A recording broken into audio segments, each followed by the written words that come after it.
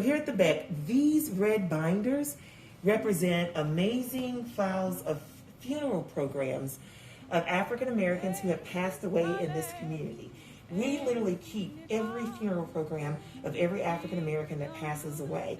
And from a genealogical standpoint, this is extraordinary. So I pulled this one out, for example, and I'm just going to grab one of these. And I remember her. This is Miss Otelia Lundy. She was an extraordinary woman. And in these programs, you have all of the names of her family members. You have the things she loved to do. You have her work history in here. So you technically have her bio as well as her family history in here and the program. And the other thing that's really nice about it, not only her program, but again, the minister who was on duty there, who sang, the groups that were there, they were all involved in it as well. So again, just a lot of information that you can glean from a funeral program. In just a little bit, we're going to go upstairs and I'm going to show you an obituary, and we'll see what the difference is between reading someone's obituary and reading this real in-depth funeral program that oftentimes many African Americans put together. Very beautiful. When they heard old Louis was dead, all the women folk, they dressed in red. When we were downstairs, we talked about Miss Otelia Lundy, and we talked about her funeral program. Upstairs, we have all of the obituaries of every single African American that has passed away in this community. So these books are the obituaries that are found in the newspapers.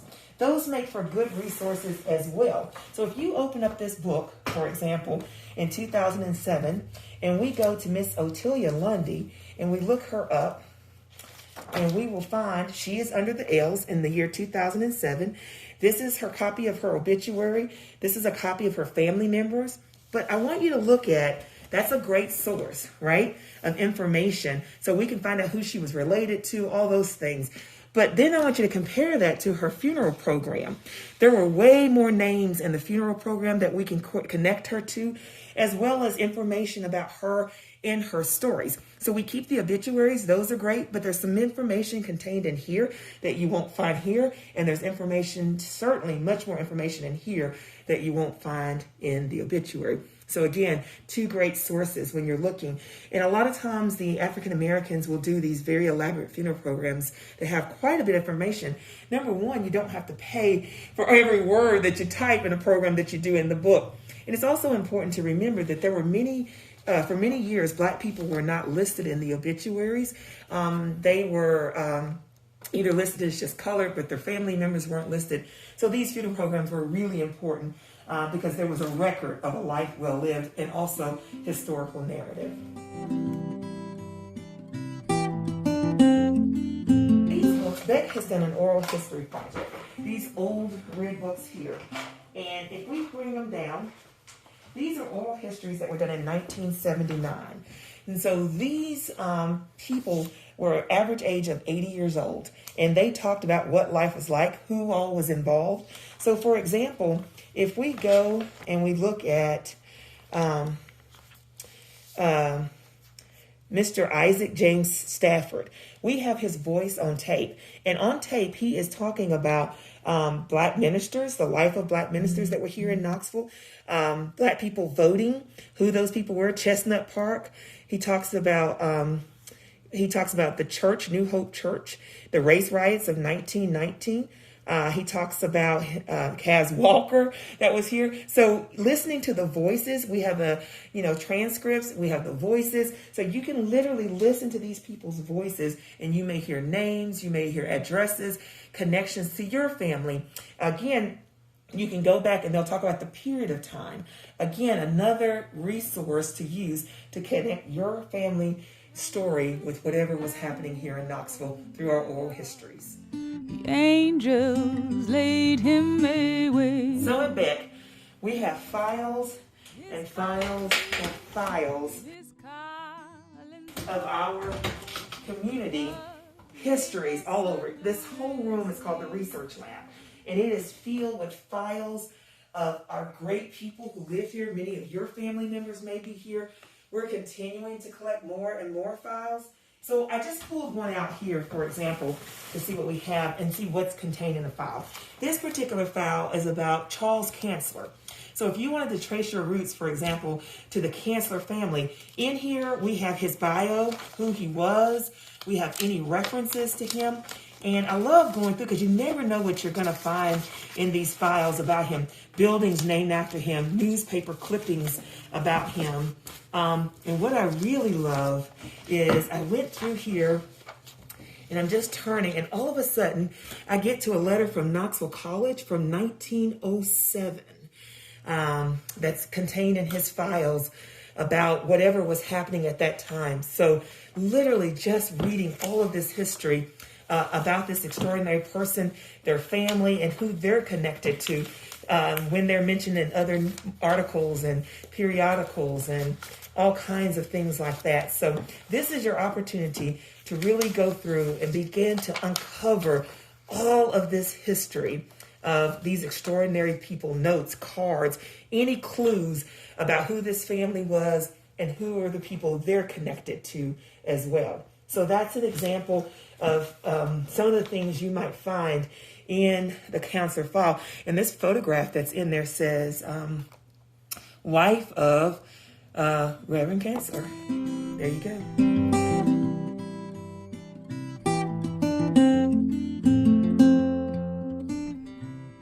Mount Zion is one of the oldest Baptist churches in Knoxville. And we have what they call the Mount Zionite. So you would think this is a church newsletter, but this is more than a church newsletter. It was really the city's newsletter. And they talked about all kinds of things that were happening in the city. Let me just give you a taste of it, for example. I'll just grab one of these so we can find out what was going on in Knoxville in the day. Let's see, here's one.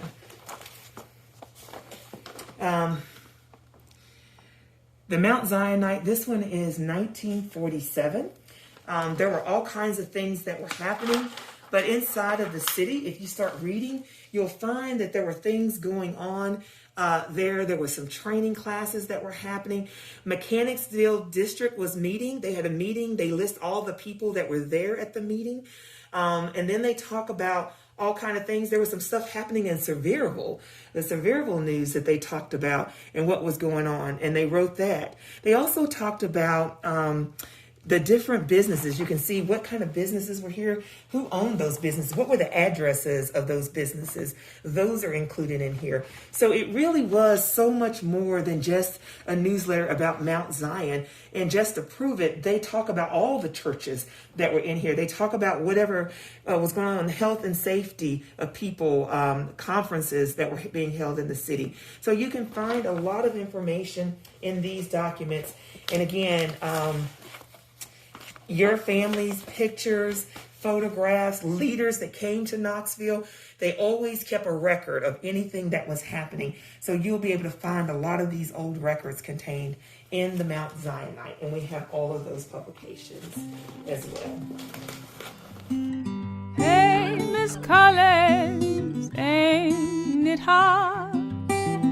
So welcome to the Beck Archives. And so we have thousands of boxes, hundreds of books, and all kinds of things.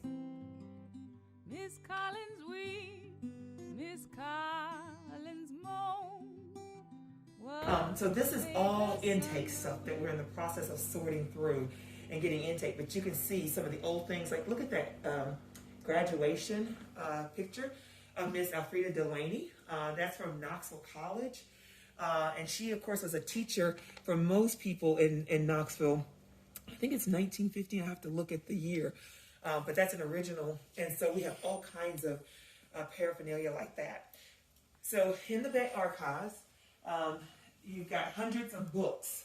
And Beck has books, hundreds of books.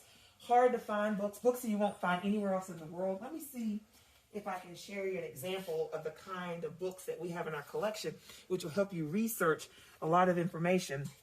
This is a book on pellagra. Dr. Green, Dr. Henry Morgan Green, many people will know him. Green Elementary School is named after him. He wrote the book on pellagra. So he found the cure for that. What I love about this book is that he found the cure for it. So he talks about his theories in this book, but also he talks about the families in Knoxville and individuals that were here that were suffering with the disease.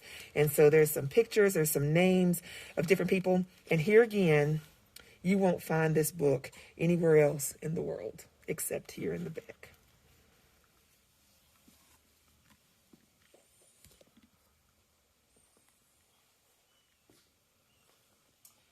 Now, speaking of books, Beck has a plethora of books as well. Now, one of the books, if you have to have one book to have and begin to start researching and looking at different things, you want to have the 200-year book.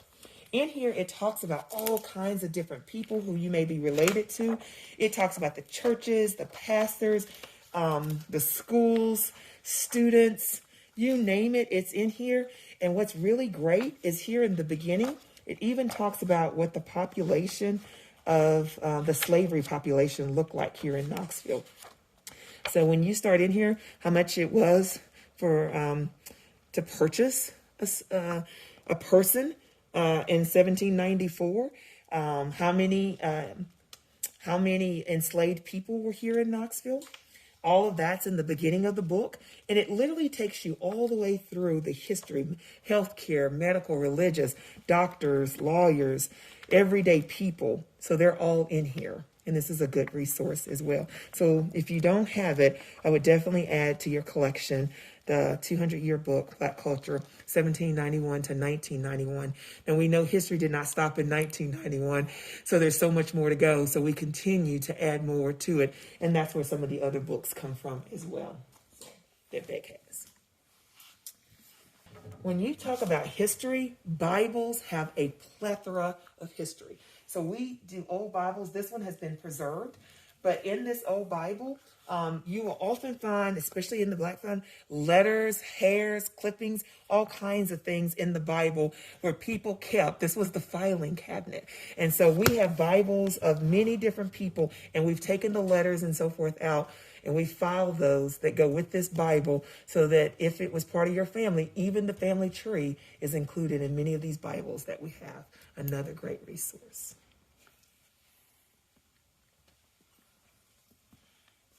We have boxes and boxes and boxes of people and books.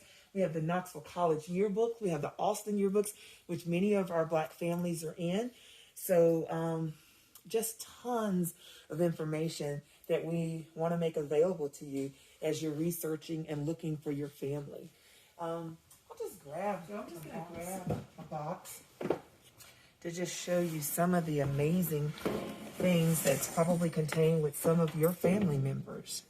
So you have pictures with information on the back in some cases, family members that may be part of your records. So all kinds of, that's the Otis Robinson, Maurice Mays. There's a swearing in of, you remember Danny Mayfield when he was sworn in. We have that. But all kinds of pictures of our greats. Here's a gentleman, Mr. Napoleon Franklin. And you can see him in his uniform.